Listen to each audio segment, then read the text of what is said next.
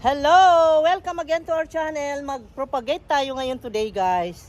At ang lalaki ng mga halaman na i-propagate natin, ito yon ipapakita ko.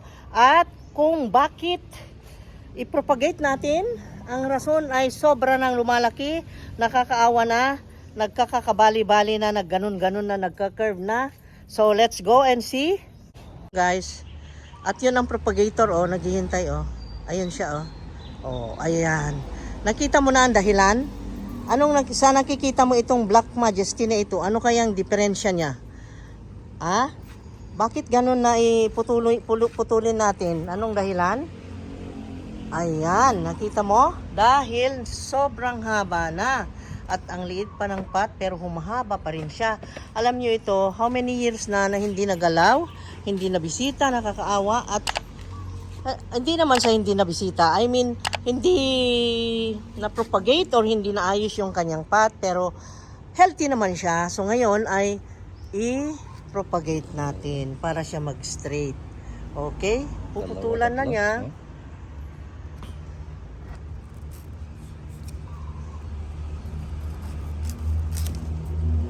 Wow. Ang ganda ng ano, oh. Ang ganda ng laman. At saka ang laman nito, guys, magtaka ka bakit ang bango. Parang alam mo yung manibalang na mangga na citrusy na masarap, malinamnam ang lasa. Yung ganon, na manamis-tamis na ano, parang ganon ang amoy. Na-imagine mo eh. Ayan, nilagyan niya ng gamot, isealed niya nang sa ganon ay hindi pasukin ng mga bad elements at para hindi siya matuyo agad. Okay, so patisim yung pinagputulan ay lagyan. Lahat ng sugat lagyan.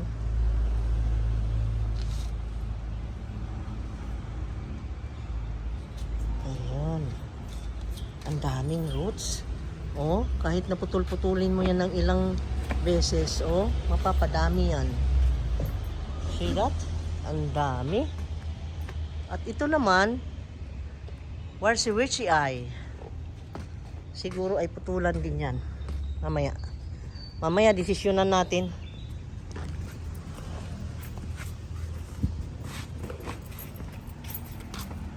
Lagyan na natin ng as usual, yung medium niya, bunot, coconut husk or coconut cubes. Ayan. And then rice hull.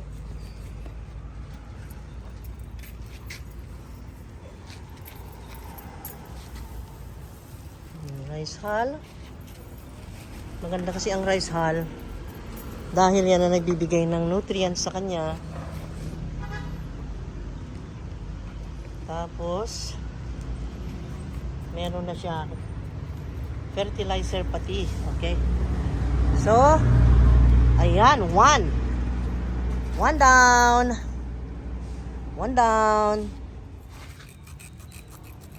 okay. May tangay na 1, 2 leaves, pero ang daming roots. Yan. Okay. Ayan.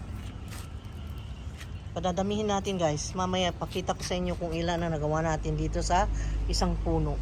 Oh, haba eh. Ang haba-haba. Ang haba-haba.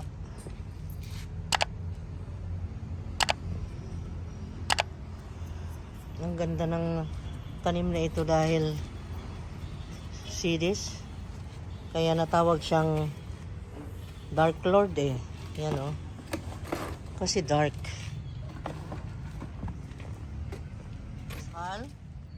Na may kasama na siyang fertilizer.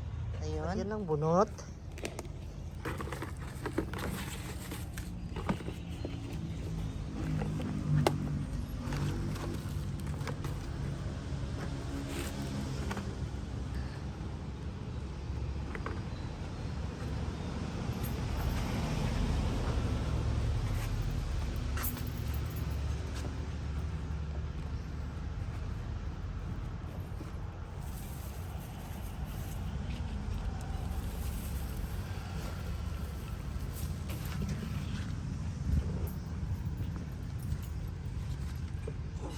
Nilalagay sa ilalim ng hindi magalaw.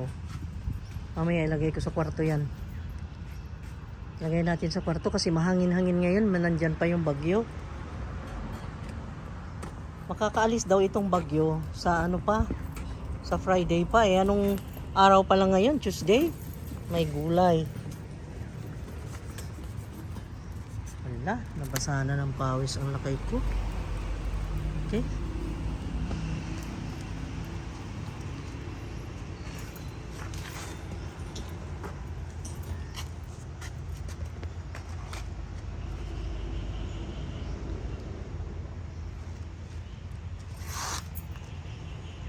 Lagyan na ng shield.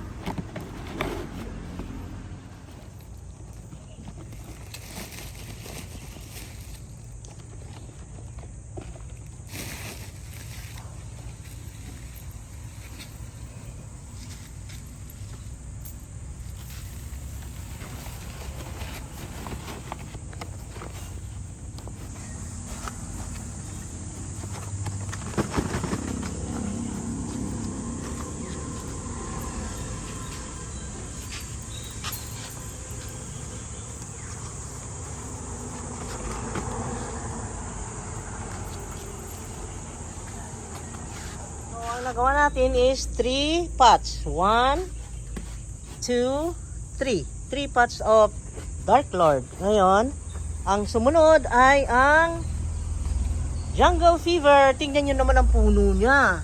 Oh, ang puno niya talaga ay nanganak na. At kulang na lang siyang humiyaw at sumigaw na, "Oy, help! Help! Help me!" Nanganak na ako, wala man lang tumutulong sa akin. Kanya, paki-separate na yung mga babies ko. Kanya, oh. So, let us separate. Tatlo ito pwede. Tatlo. Okay, hawakan ko. Wow. Wow. Uy, ang lutong niya ah.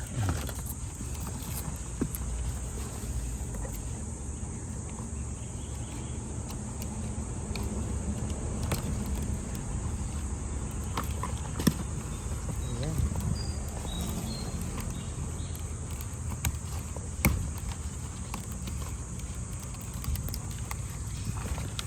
Puno. 1. Isang putol. I-shield ulit natin ang mga sugat. Shield ang sugat. Yan.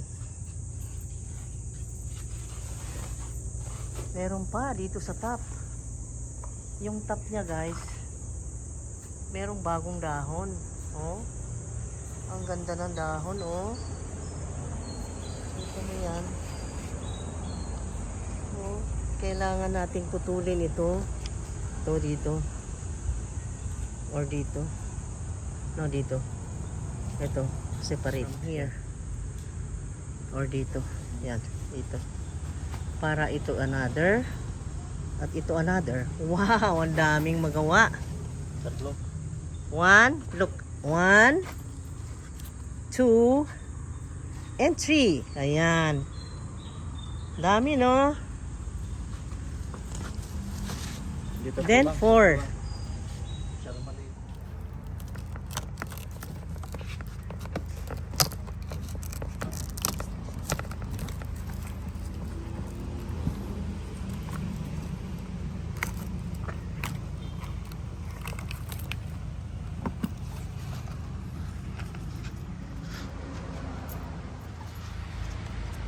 Yeah, tapos ang pupunta. Kuha tayo dyan.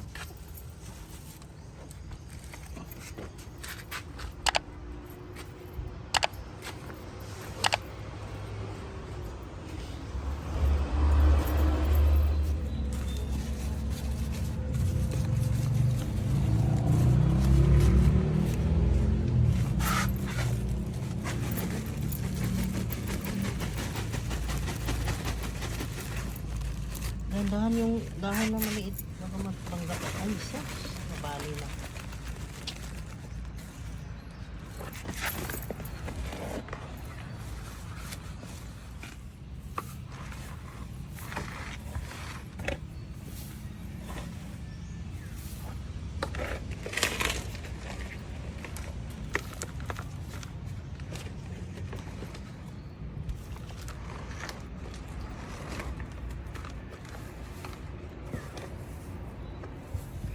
Okay guys, magpaalam na kami. Bye-bye! See you on the next video guys. Yahoo! Okay, bye-bye! Thank you! God bless! Ingat lagi!